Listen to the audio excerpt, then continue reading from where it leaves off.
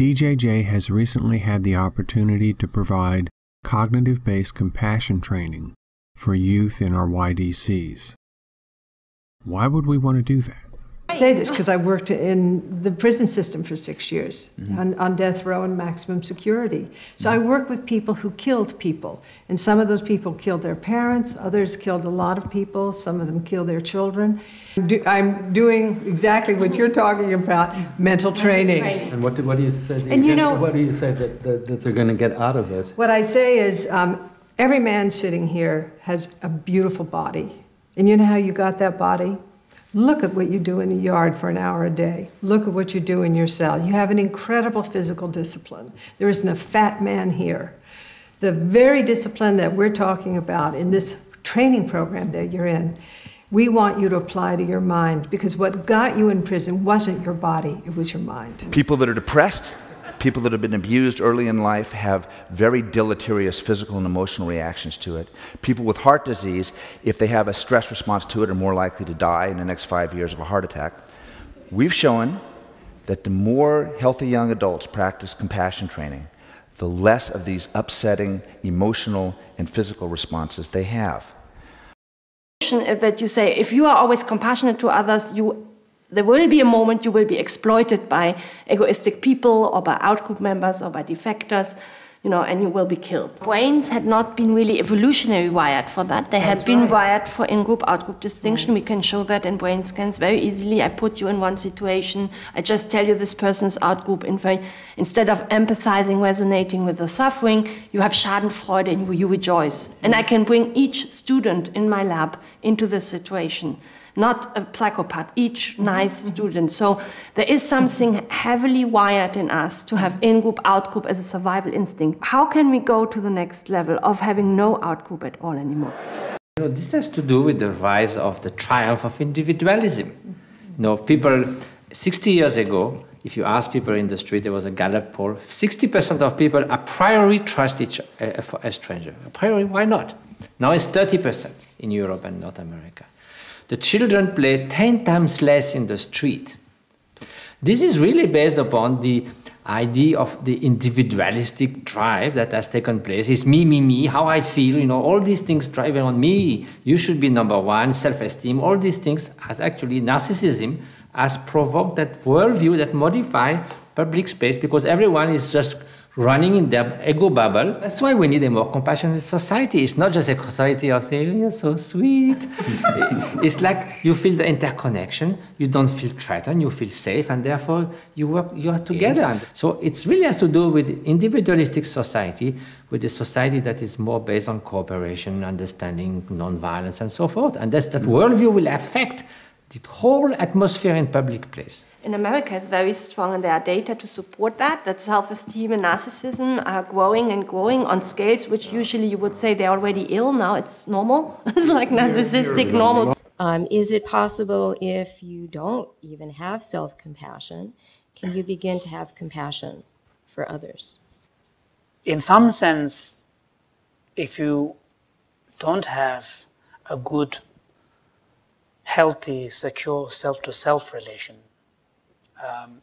it's going to be very difficult to have genuine compassion to others on a sustained basis. So I would qualify it in a sustained manner, because then you may get tired, you may get distressed, and you get burned out. Whereas if you have a more self-to-self healthy relationship and a genuine acceptance of who you are, and in some sense, being a friend to yourself, unto yourself.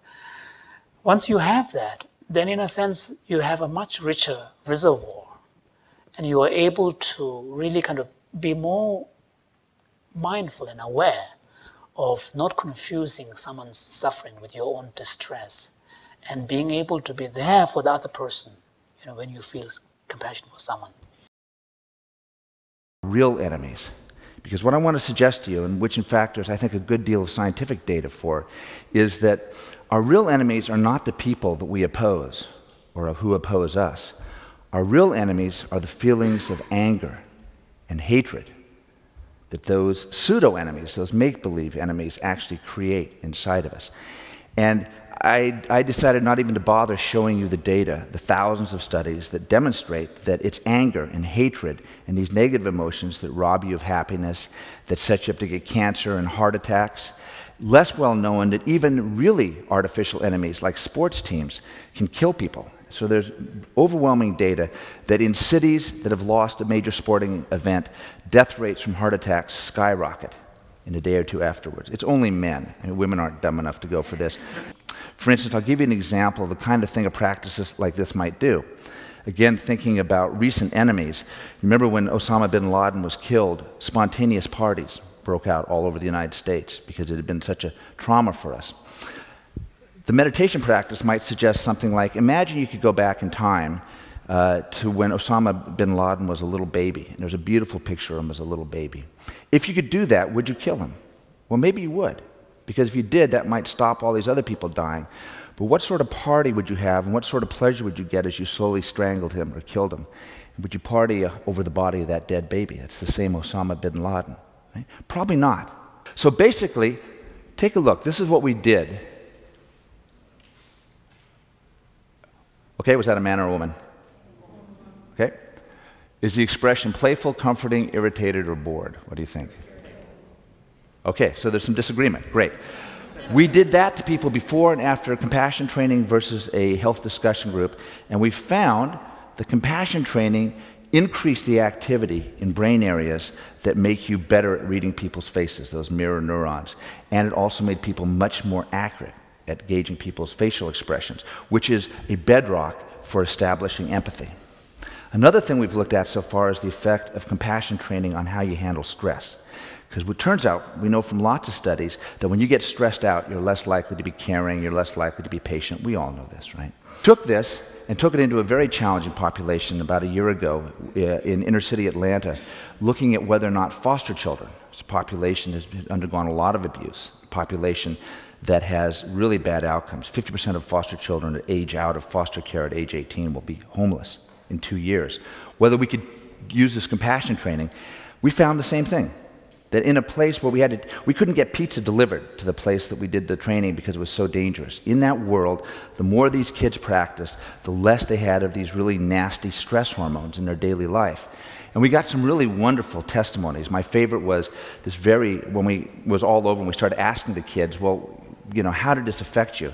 This very big, scary guy said, well, you know, actually, earlier today, this guy really pissed me off, and I was getting ready to knife him.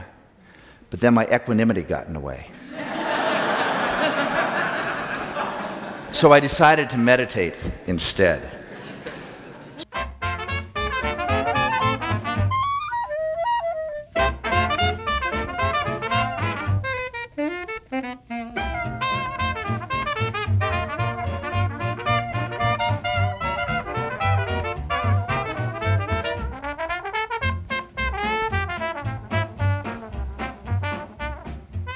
And I realized that training compassion is, in a sense, training the capacity to be in constant love. What do you do when love is not enough then? I mean, love isn't enough. That's the answer. I mean, from a Buddhist point of view, compassion is not enough. So compassion is one wing of the bird, and the other wing is wisdom. Compassion is fierce. It requires tremendous strength. And it also means being very clear about your limits. Compassion, sometimes people think it's like a wet noodle, a vegetable. Yeah, it's overcooked. Yes. It's not that at all. You look at people that are really compassionate, like Mother Teresa, you know, this tiny little lady, yeah, tough. I mean, tough as nails.